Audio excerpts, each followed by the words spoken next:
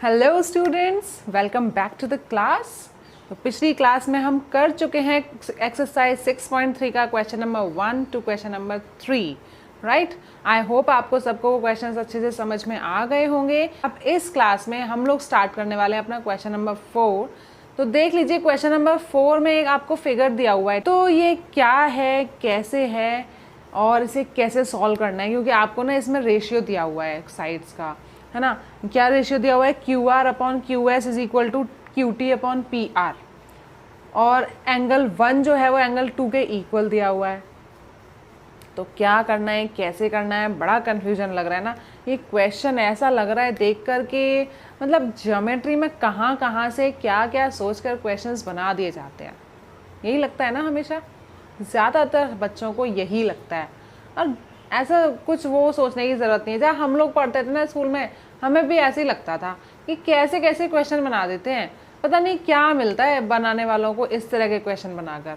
लेकिन घबराने की बिल्कुल भी ज़रूरत नहीं है। जब एक बार एक क्वेश्चन हमें समझ में आ जाते हैं ना, जब हमें करना शुरू कर देते हैं, तब वो इतनी ईजी लगता है अरे इस चीज़ के लिए हम इतने परेशान हो रहे थे, क्या है इसमें, कुछ भी नहीं है। ऐसे ही जो क्वेश्चन नंबर 4 है, इसका फिगर भी थोड़ा आपको अजीब सा लग रहा होगा, क्योंकि उसमें एंगल्स इस तरह से दिए हुए हैं, साइड्स प्रोपोर्शनल दी हुई हैं, और आपको ट्राइंगल सिमिलर प्रूव करने हैं। तो हम देख लेते हैं जल्दी से कि इसमें क्या है, क्या करना है, और ये कितना ईजी है, ये भी देख लेते हैं जल्दी से। तो आइए अपना क्वेश्चन स्टार्ट करते हैं, क्वेश्चन नंबर 4। तो देखिए, क्वेश्चन नंबर 4 में ना अभी मैंने सिर्फ ये ट्राइंगल पी क्यू आर इतना ही बनाया। आप सोच रहे होंगे मैम ने तो फिगर ही गलत बनाकर रखा हुआ है, बुक में तो फिगर इस तरह से नहीं है। हाँ जी, मुझे पता है बुक में फिगर इस तरह से नहीं है। ये फिगर मैंने अभी पूरा नहीं बनाया है, मैंने ये सिर्फ इतना ही ट्राइंगल इसलिए बनाया है क्योंकि मैं आपको वो दिखाना चाहती हूँ जो फिगर के पीछे एक राज छुपा हुआ है। क्या राज छुपा हुआ है इस फिगर में, वो हम देखेंगे। ये जैसे हमें समझ में आ जाएगा ना, पूरा क्वेश्चन ये समझो कि आंखों ही आंखों में सॉल्व हो जाएगा। आपको बिना कॉपी में लिखे आप समझ जाएंगे कि करना क्या है, इसीलिए मैंने इसको ऐसे लिखा है। तो देखिए, जो ट्राइंगल आपका पी क्यू आर है, यहाँ पर मैंने फिगर में से सिर्फ ट्राइंगल पी क्यू आर बनाया है। अब इसमें और मैं मॉडिफिकेशन करके पूरा जिस तरह से क्वेश्चन है वैसे बनाऊंगी। उस ट्राइंगल पी क्यू आर में एंगल 1 और एंगल 2 इक्वल दिया हुआ है, ठीक है। आपने देख लीजिए फिगर में जो आपका है उसमें एंगल 1 और एंगल 2 मार्क किए हुए हैं। तो वो एंगल 1 और एंगल 2 जो है वो ट्राइंगल पी क्यू आर का है। अगर किसी ट्राइंगल के दो एंगल्स इक्वल होते हैं तो वो ट्राइंगल किस टाइप का होता है, ये याद करने की कोशिश करिए। हाँ जी, बिल्कुल याद आ रहा है ना। हाँ जी, याद आ गया। अगर किसी भी ट्राइंगल के दो एंगल्स इक्वल होते हैं, यानी कि उन एंगल्स की जो ऑपोजिट वाली साइड्स होती हैं वो आपस में इक्वल होती हैं, है ना। Sides opposite to equal angles are equal, and if two sides are equal in a triangle it is an isosceles triangle। जी हाँ, अगर किसी भी ट्राइंगल की दो साइड्स इक्वल हैं तो वो आइसोसेलेस ट्राइंगल है। तो ये जो है ना, आइसोसेलेस ट्राइंगल की ही प्रॉपर्टी होती है कि अगर कोई भी दो इक्वल एंगल्स हैं तो उनकी ऑपोजिट साइड्स इक्वल हो जाएंगी, और अगर दो साइड्स पहले से इक्वल गिवन होती हैं तो उसकी वजह से हम दो एंगल्स इक्वल प्रूव कर लेते हैं। इसका मतलब जो ट्राइंगल पी क्यू आर है वो एक आइसोसेलेस ट्राइंगल है। इसका मतलब जो पी क्यू साइड है वो पी आर के इक्वल है। यहाँ तक आपको पता चल गया। अब हम इस ट्राइंगल को, फिगर को पूरा कंप्लीट कर लेते हैं जैसे बुक में दिया हुआ है। तो देखिए बुक में क्या दिया हुआ है, पी से आगे एक और पॉइंट है जो टी है, और उस टी से लेकर पूरा आर तक हम ज्वाइन कर रहे हैं, ठीक है। इस तरह से ज्वाइन करेंगे, फिर टी आर जो लाइन बन गई उससे हम पैरेलल बनाएंगे पी से एक लाइन यहाँ पर, और उसका नाम है एस। अब आपका फिगर कंप्लीट हो गया ना, जैसे बुक में बना हुआ है। हाँ, लाइन आपको बिल्कुल स्ट्रेट नहीं लग रही होगी, वो थोड़ा हो गया, लेकिन फिगर वैसे ही है जैसा कि बुक में बना हुआ है। अब हमें इसमें क्या प्रूव करना है और क्या गिवन है, जल्दी से हम अपना जैसे सेक्शन में लिखते हैं वैसे लिख लेते हैं। तो सबसे पहले अपना गिवन लिख लेते हैं। क्या गिवन है आपको यहाँ पर कि Q R upon Q S. देखिए, Q R upon Q S is equal to Q T upon P R. और एक चीज़ आपको और गिवन है, angle 1 is equal to angle 2। तो हमने इस बारे में तो पहले ही बात कर ली है। अब क्योंकि एंगल 1 और एंगल 2 हैं तो क्या हो जाएगा, therefore P Q is equal to P R हो जाएगा, है ना। और आपको प्रूव क्या करना है यहाँ पर, आपसे बोला है कि प्रूव करें कि जो ट्राइंगल PQS है वो ट्राइंगल TQR के सिमिलर है। ये चीज़ आपको प्रूव करनी है कि जो ट्राइंगल PQS है वो ट्राइंगल TQR के सिमिलर है। अब देखिए ट्राइंगल PQS कहाँ बन रहा है, ट्राइंगल PQS जो है वो ये वाला ट्राइंगल बन रहा है, जो छोटा वाला ट्राइंगल बन रहा है ये वाला, ठीक है। और जो ट्राइंगल TQR है वो कौन सा है, पूरा बड़ा वाला ट्राइंगल है, वो ट्राइंगल TQR है। तो इसमें हम अच्छा, अगर आपको कोई भी दो ट्राइंगल सिमिलर प्रूव करने हैं तो हम जानते हैं कि ट्राइंगल सिमिलर प्रूव करते हैं मतलब हमें क्या क्या प्रूव करना होगा, या तो तीनों के तीनों कॉरेस्पॉन्डिंग एंगल्स को इक्वल प्रूव कर दें, या फिर तीनों के तीनों कॉरेस्पॉन्डिंग साइड्स को प्रोपोर्शनल प्रूव कर दें, या फिर हम प्रूव कर दें कि दो कोई भी जो साइड्स हैं वो प्रोपोर्शनल हैं और उनके बीच वाला एंगल इक्वल है। तो देख लेते हैं इन तीनों क्राइटेरिया में से कौन से क्राइटेरिया से हम इन दोनों ट्राइंगल्स को प्रूव कर देंगे। देखिए अगर कोई भी दो ट्राइंगल सिमिलर हो जाते हैं तो उनके तीनों कॉरेस्पॉन्डिंग एंगल्स इक्वल हो जाते हैं और उनकी तीनों कॉरेस्पॉन्डिंग साइड्स भी प्रोपोर्शनल हो जाती हैं। तो कैसे करें भाई, देख लेते हैं। देखिए आपको जो गिवन है, मैं आपको हमेशा बोलती हूँ ना कि जो भी गिवन होता है वहीं से हम स्टार्ट कर सकते हैं, है ना, क्योंकि जो है हमारे पास उसी को तो यूज़ किया जा सकता है, जो होगा ही नहीं वो यूज़ ही कैसे होगा, और जो यूज़ नहीं हो सकता, जो है नहीं पास में, उससे हम आगे बढ़ ही नहीं सकते हैं। जो चीज़ हमारे पास होते हैं, देखिए ये सिर्फ मैथ्स में ही नहीं, लाइफ के लिए भी बहुत बड़ा लेसन होता है कि हमारे पास पहले से जो अवेलेबल है हमें उसी को किस तरह से अच्छे से यूज़ करके हम आगे बढ़ सकते हैं, उससे बढ़ना चाहिए। वही हमारी सबसे अच्छी सक्सेस का राज होता है, ठीक है। तो अब हम स्टार्ट कर लेते हैं अपना ये क्वेश्चन। इसमें जो आपका है QR अपॉन QS दिया हुआ है, देखिए यहाँ पर आपको दिया हुआ है QR अपॉन QS, मतलब जो QR है वो किस ट्राइंगल की साइड है, देखिए जो ट्राइंगल आपका है TQR, ये जो बड़ा वाला ट्राइंगल है ना, ट्राइंगल TQR, इसमें देखिए साइड है QR, है ना, और जो QS साइड हुई वो तो हुई छोटे वाले ट्राइंगल की, जो हमें प्रूव करना। देखिए ट्राइंगल PQS हमें सिमिलर प्रूव करना है ट्राइंगल TQR के, तो जो PQS है उसका ट्राइंगल की साइड है QS और जो बड़ा TQR है उसकी साइड है QR, यानी कि ये तो हमें कुछ रेशियो दिख रहा है साइड्स का, ट्राइंगल की साइड्स का ना। अगर रेशियो हो गया इक्वल तो हमें कुछ करना ही नहीं पड़ेगा, ट्राइंगल्स अपने आप ही सिमिलर हो जाएंगे। पर देख लेते हैं दूसरा वाला रेशियो क्या बोल रहा है। ये तो एक रेशियो हो गया इस बेस वाली साइड का, दूसरे रेशियो में बोल रहे हैं QT, यानी कि इस ट्राइंगल की बड़ी वाली साइड है। थैंक गॉड ये वाली साइड भी है, अब पक्का QP होनी चाहिए। लेकिन ये क्या, ये तो PR है, ओहो ये QP चाहिए थी हमें। अगर ये साइड होती तो दो साइड्स का रेशियो तो इक्वल होता, तो हम कहीं ना कहीं से तीसरी साइड या फिर एक एंगल देखते। पर इन्होंने क्या, इन्होंने तो QP तो बोला ही नहीं, इन्होंने तो PR बोल दिया। बोल रहे हैं कि ये चीज़ है इसके प्रोपोर्शन में।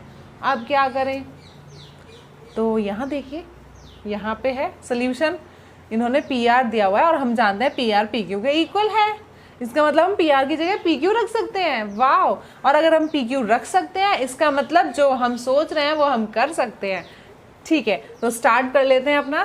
तो जो हमें गिवन है वहाँ पर हम लिख लेते हैं कि सबसे पहले हमें दो ट्राइंगल्स को जिनको सिमिलर प्रूव करना है ना, हम उनका नाम लिखकर स्टार्ट करते हैं। तो हम लिख लेते हैं इन ट्राइंगल। अब देखिए जब बड़े वाले ट्राइंगल की साइड पहले दी हुई तो हम बड़े वाले ट्राइंगल का नाम पहले लिख लेते हैं, in triangle TQR and triangle PQS। तो ट्राइंगल TQR है जो बड़ा वाला ट्राइंगल है, उसमें आपको क्या दिया हुआ है QR अपॉन छोटे वाले ट्राइंगल की QS साइड दी हुई है, इज इक्वल टू आपको दिया हुआ है QT अपॉन आपको दिया हुआ है इसमें PR, है ना, अपॉन में PR दिया है, पर यहाँ पर मैं PQ लिख रही हूँ। क्यों लिख रही हूँ आपको पता चल गया ना। ये जो एंगल 1 और एंगल 2 इक्वल क्यों दिया है, मैंने इस ट्राइंगल को सिर्फ पहले ट्राइंगल PQR करके क्यों बनाया था, अब आपको अच्छे से समझ में आ गया होगा। मैंने इसीलिए 1 और 2 पहले सिर्फ सिंगल यही ट्राइंगल PQR इसलिए बनाया था ताकि आपको एंगल 1 और एंगल 2 एकदम हाईलाइटेड अच्छे से दिखे और जिससे आपको समझ में आ जाए कि एंगल्स का इक्वल होने की वजह से ये PQ और PR इक्वल हो रही है, क्योंकि दोनों ट्राइंगल्स क्या हैं, ये जो ट्राइंगल है वो है आइसोसेलेस ट्राइंगल, जिसकी वजह से दोनों साइड्स इक्वल हो रही हैं। और ये ट्राइंगल्स की जो ट्राइंगल की साइड्स थी वो हमें इक्वल क्यों चाहिए थी, ये भी अब आपको समझ में आ गया होगा, क्योंकि हमें जो गिवन में दिया है वो पी आर दिया है, पर हमें यूज़ करना है पी क्यू, तो वो दोनों इक्वल हैं, तो पी आर की जगह हम पी क्यू पुट कर सकते हैं। इसीलिए हमने ये सब काम किया था, इसीलिए मैंने इस फिगर को पहले ही पूरा कंप्लीट फिगर नहीं बनाया था, ताकि आपको वो साइड इक्वल दिख जाए। आई होप अब आपको अच्छे से समझ में आ रहा होगा कि मैंने क्यों किया था। तो आगे देख लेते हैं। अब जो यहाँ पर हम इस तरह से जो रेशियो लिख देंगे ना, तो इसमें हमें रीज़न देना पड़ेगा। इसमें हम रीज़न क्या देंगे कि जो ट्रायंगल पी क्यू आर है, ट्रायंगल पी क्यू आर है, in triangle P Q R angle 1 is equal to angle 2। ठीक है, ये हमें गिवन है। Therefore sides opposite to equal angles, सब कुछ बेटा बताना पड़ेगा। Sides opposite to equal angles are equal, और जो साइड्स होती हैं इक्वल एंगल्स के ऑपोजिट वो इक्वल होती हैं। इसीलिए यहाँ पर हम लिख देंगे कि यहाँ पर क्या हो गया है, P Q is equal to P R हो गया है, और उसी पी आर की जगह में हमने ये पी क्यू लिख दिया है। देखिए, जो कुछ भी हमारे दिमाग में था, जो कुछ भी हमने चीज़ को यूज़ किया पिछली क्लास का, वो सब हमें रीज़न में देना ज़रूरी है। ठीक है, रीज़न देना बहुत इम्पॉर्टेंट है मैथ्स में, किसी भी क्वेश्चन में, चाहे आप ज्योमेट्री के क्वेश्चंस करिए, चाहे आप अरिथमेटिक के क्वेश्चन करिए, आप चाहे कहीं के भी क्वेश्चन करिए। लेकिन अगर कुछ भी ऐसा यूज़ हो रहा है जो पिछली क्लासेस का है, या भले इस क्लास का है लेकिन पिछला टॉपिक का है, मतलब कुछ भी अगर आप लिख कर दिखा रहे हैं, तो आपको बताना पड़ेगा कि वो चीज़ आपने कैसे लिख दी। ठीक, तो जो ये रेशियो था वो तो गिवन था, उसमें से हमने पी आर की जगह पी क्यू लिख दिया, क्योंकि पी क्यू और पी आर इक्वल थे। ठीक है, यहाँ तक आपका क्लियर हो गया। अब देखिए, यहाँ पर इन दोनों ट्राइंगल्स में अगर हम बात करें तो एक साइड ऐसे जा रही है, एक छोटी वाली भी और बड़ी वाली भी, और इधर एक छोटी जा रही है और बड़ी वाली भी जा रही है। अब इनके बीच में देखिए जो एक एंगल आ रहा है, वो angle triangle P Q S में भी है और ट्राइंगल टी क्यू आर में भी है। इसका क्या मतलब हुआ, इतना तो याद आ रहा होगा ना कि कॉन्ग्रुएंसी में भी जब हम इस तरह से करते थे तो अगर कोई चीज़ कॉमन होती थी तो हम उसे ले लेते थे। तो यहाँ पर भी तो एंगल 1 कॉमन है ना दोनों ही ट्राइंगल्स में, तो ये भी यूज़ हो जाएगा। तो देखिए, दो साइड्स के बीच का ही एंगल आ गया, हमें मिल गया। इसके अब आपको अच्छे से समझ में आ गया होगा कि क्राइटेरिया कौन सा यूज़ होने वाला है इन्हें सिमिलर प्रूव करने के लिए। तो हम यहाँ पर लिख देंगे angle 1 is equal to angle 1, और आप लिख देंगे यहाँ पर कॉमन। ये दोनों ट्राइंगल्स में कॉमन है एंगल। तो अब यहाँ पर क्या हो जाएगा, आप लिख देंगे therefore triangle T Q R is similar to triangle P Q S by S A S. Clear है यहाँ तक? आई होप आपको अच्छे से समझ में आ गया होगा। मैं हर क्वेश्चन को पूरी तरह से बहुत इजी तरीके से समझाने की कोशिश करती हूँ। फिर भी अगर आपको कहीं पे कोई डाउट रह जाता है, कुछ समझ नहीं आता है, तो कमेंट सेक्शन हमेशा मेरे बच्चों के लिए ओपन है। मेरे सारे स्टूडेंट्स बहुत समझदार हैं, बहुत अच्छे से ध्यान से समझते हैं, पढ़ते हैं, और आप लोगों को अच्छे से समझ में आए उसके लिए मैं पूरी कोशिश करती हूँ यहाँ पर कि जितना इजी तरीके से समझा सकूँ। लेकिन फिर भी अगर कोई डाउट रह जाता है तो बिल्कुल भी डरना नहीं है, चिंता नहीं करनी है, मैं हूँ ही। इसीलिए बस आपको इतना करना है कि आपको पूछना है, क्योंकि जब तक आप पूछोगे ही नहीं तो मुझे कैसे पता चलेगा कि किसी को कुछ डाउट भी हो रहा है। मुझे तो यही लगता रहेगा ना कि मैं जो कुछ भी पढ़ा रही हूँ सबको समझ में आ रहा है, इसलिए कोई कुछ पूछता ही नहीं है। तो इसलिए आप पूछिए, अगर आपको डाउट रह जाता है तो आप पूछिए। ठीक है, तो चलिए अब चलते हैं अपने क्वेश्चन नंबर 5 की तरफ। देखिए, इस क्वेश्चन नंबर 5 में आपको इस तरह का फिगर नहीं दिया हुआ है, ये फिगर हमने खुद बनाया है। ठीक है, क्वेश्चन का फिगर नहीं गिवन है हमें, लेकिन उन्होंने बोला है कि एक ट्रायंगल पी क्यू आर है, उसकी एक पी आर साइड पर पॉइंट एस है और क्यू आर साइड के ऊपर पॉइंट टी है, और वो कुछ इस तरह से हैं कि जो एंगल पी बनेगा वो एंगल आर टी एस के इक्वल होगा, यानी कि आर टी एस यानी कि मतलब टी बीच में आ रहा है तो टी के ऊपर एंगल बन रहा है। तो उनका ये मतलब उन्होंने ये हमें दिया हुआ है कि ये वाला एंगल और ये वाला एंगल जो है वो इक्वल हैं। तो अब यहाँ पर तो ये एंगल और ये एंगल गिवन है। ठीक है, एक चीज़ हो गई। आपको क्या करना है और क्या गिवन है जल्दी से लिख लेते हैं, फिर हम इस ट्रायंगल के बारे में बात करेंगे अच्छे से। तो देख लीजिए, आपको गिवन है कि जो एंगल P है वो एंगल आर टी एस के इक्वल है। इतनी ही चीज़ आपको गिवन है और इसमें कुछ भी गिवन नहीं है। और आपको प्रूव क्या करना है कि जो ट्राइंगल है आपका आर पी क्यू वो सिमिलर है ट्राइंगल आर टी एस के। ठीक है, अब देखिए, जब मैंने आपको पहले भी बताया था कि जो सिमिलरिटी में जो ट्राइंगल्स का नाम जिस तरह से लिखा होता है वो सीक्वेंस में होता है, उनका जो वर्टिसेस होती हैं वो उसी सीक्वेंस में कॉरेस्पॉन्डिंग होंगी, इक्वल होंगी। ठीक है, सारे एंगल्स उन वर्टिसेस पे उसी सीक्वेंस में इक्वल होंगे। तो देख लेते हैं। देखिए, यहाँ पर भी एंगल आर है और यहाँ भी आर है। इसका मतलब क्या है, दोनों ही ट्राइंगल में जो आर एंगल है वो इक्वल होना चाहिए।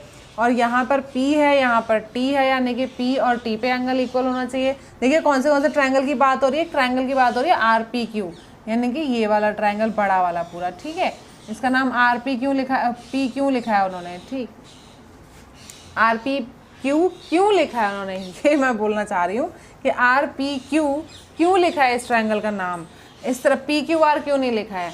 तो वो इसलिए क्योंकि जिस हिसाब से उन्हें इस ट्राइंगल का नाम लिखना था छोटे वाले ट्राइंगल का, उसी के अकॉर्डिंग उन्होंने इसका नाम लिख दिया।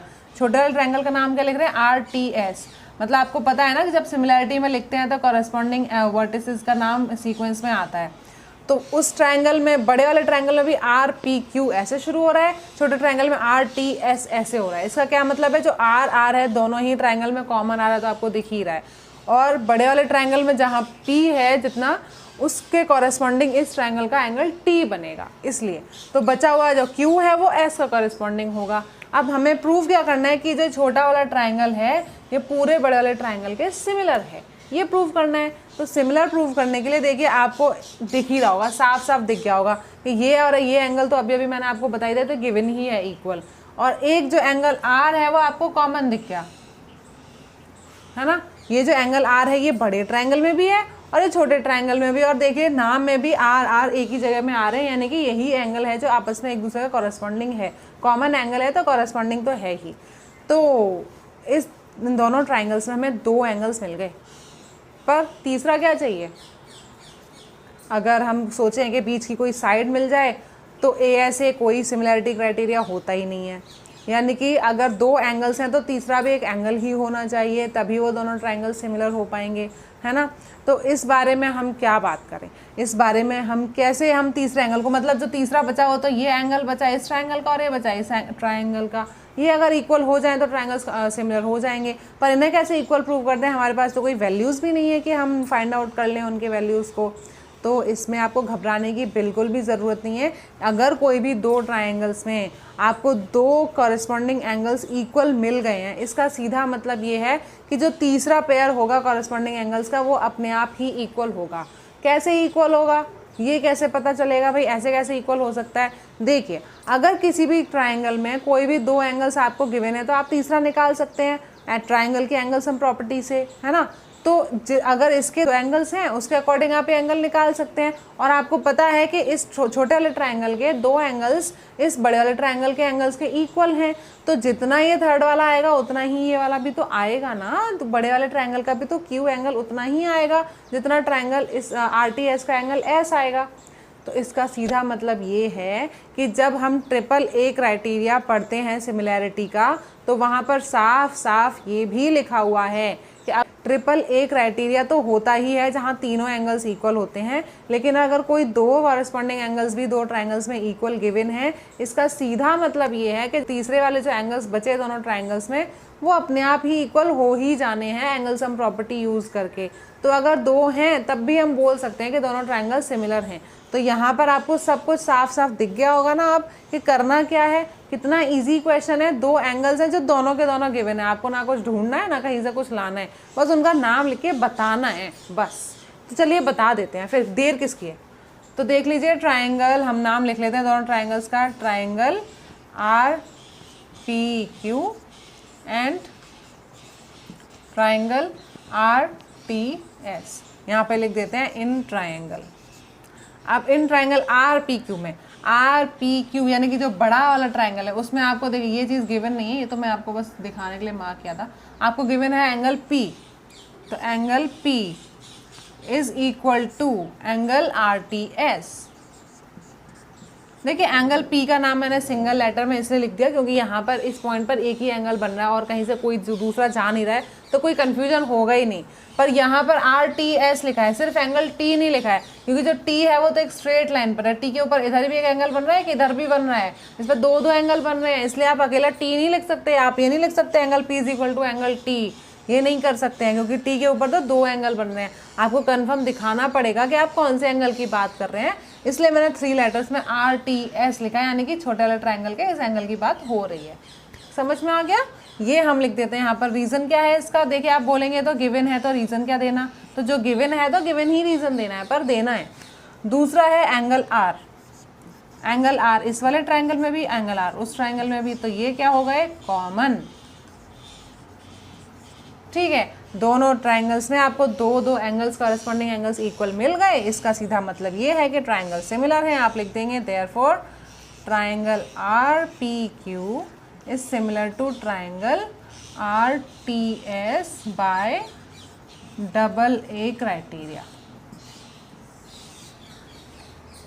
क्लियर है? AA से सिमिलर हो गए।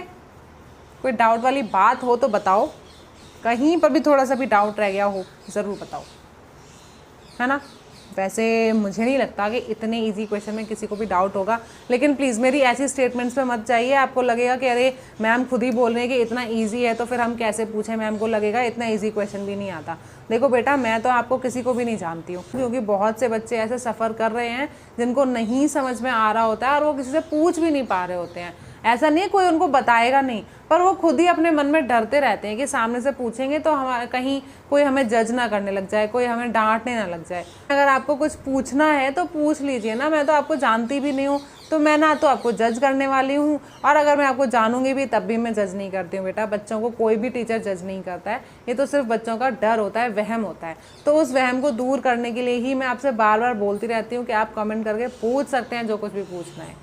आ गया? क्लियर हो गया? आप अपने नेक्स्ट क्वेश्चन को कर लेते हैं। क्वेश्चन नंबर 6 को देखते हैं उसमें क्या हो रहा है। आपको देखिए ये फिगर दिया हुआ है, एक ट्रायंगल दिया हुआ है, ट्रायंगल ABC। इसमें आपको क्या गिवन है कि जो ट्रायंगल ABE जो इस साइड बन रहा है वो ट्रायंगल ADC के कॉन्ग्रुएंट है। ट्रायंगल्स के कॉन्ग्रुएंट होने का सीधा सीधा मतलब क्या होता है कि अगर ट्रायंगल्स कॉन्ग्रुएंट हैं, इसका मतलब उनकी बाकी तीनों के तीनों कॉरेस्पॉन्डिंग साइड्स इक्वल हैं और तीनों के तीनों कॉरेस्पॉन्डिंग एंगल्स भी इक्वल हैं।